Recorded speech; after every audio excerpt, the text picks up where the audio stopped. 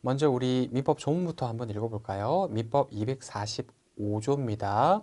점유로 인한 부동산 소유권의 취득 기간이라는 제목이 붙어 있고요. 먼저 1항 20년간 소유 의사로 평온공연하게 부동산을 점유하는 자는 등기함으로써 그 소유권을 취득한다라고 얘기를 하는 겁니다. 제가 밑줄을 총 6개 그어놨어요. 이게 바로 점유취득시효입니다. 1항이 점유취득시효예요. 점유취득시효 여건이 6개입니다. 이거 6개를 자세히 알아보는 게 이번 시간 공부할 거예요. 2항입니다. 2항이 바로 등기부취득시효거든요. 부동산의 소유자로 등기한 자가 10년간 소유 의사로 평온공연하게 선의고요. 과실 없이 그 부동산을 점유한 때에는 그 소유권을 취득한답니다. 이것도 마찬가지로 제가 요건들만 줄을 그어놨어요. 이런 요건들을 갖추면은 등기부 취득시효에 의해서 소유권을 취득하게 된다. 부동산 소유권을 취득하게 된다라고 얘기를 하는 겁니다. 부동산이에요. 자, 넘어가도록 할게요.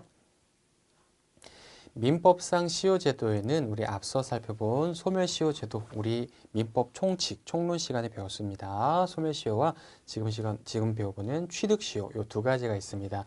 일정한 사실 상태가 계속되는 경우 시간적 흐름에 따라 법적 효과를 부여하는 점에서 좀 공통되는데요. 소멸시효는 권리의 소멸, 그 다음에 취득시효는 권리의 취득이라는 점에 좀 구별이 되는 겁니다. 그래서 시효제도 한번 정리를 해보도록 할까요? 시효, 줄임말이에요. 시간의 효과의 줄임말입니다.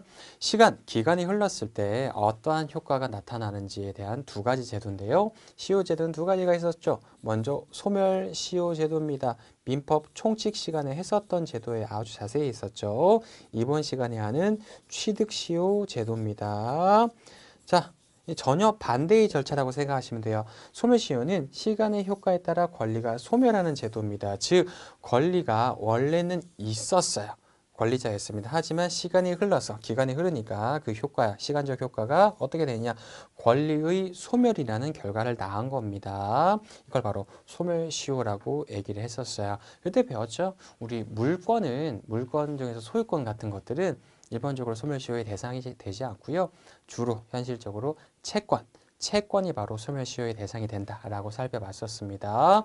일반적인 민사채권 같은 건 10년이었어요. 우리 배웠던 거 기억나나요? 그 다음에 5년짜리도 있었습니다. 5년간 권리를 행사하지 않으면 시효로 소멸한다고 했던 제도도 있습니다. 뭐냐? 우리 상사채권들, 상행위에 의해 생긴 채권입니다.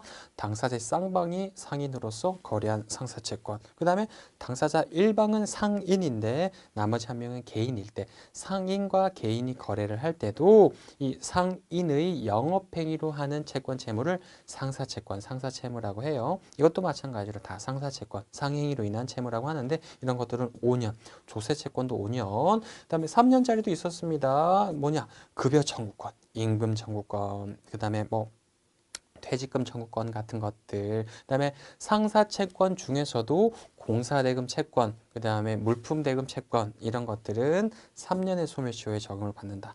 자, 그 다음에 1년짜리도 있었죠. 여관비, 숙박료, 대표적으로 음식값 이런 것들은 1년의 소멸시효에 적용되기 때문에 우리 권리를 행사할 수 있는 데로부터 1년간 권리를 행사하지 않으면 더 이상 밥값을 받을 수가 없습니다. 이런 것들, 기간은 다르지만 이 시간의 효과에 따라서 우리 소멸시효, 권리가 소멸하는 제도를 소멸시효라고 얘기를 했었습니다. 그에 반해서 취득시효는 시간의 효과에 따라서 권리를 취득하게 되는 제도를 거꾸로 합니다. 취득시효라고 얘기를 해요. 원래는 권리가 없었어요.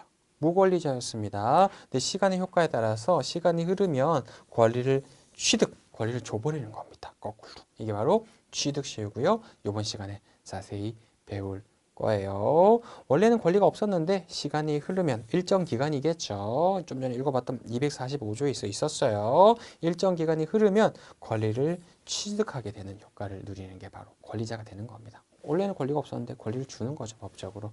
이 취득시효 제도입니다.